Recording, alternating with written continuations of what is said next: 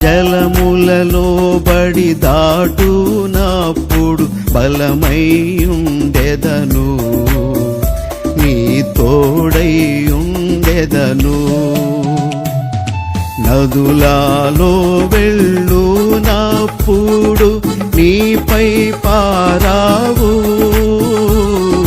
నదులలో వెళ్ళునప్పుడు నీపై పారావు.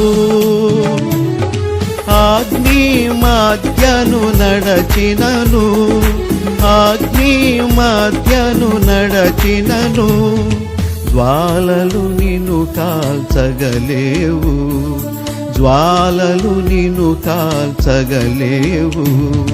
స్వచ్ఛందా సియోను వాసి సర్వాధికారి, కస్తూరి పురాసి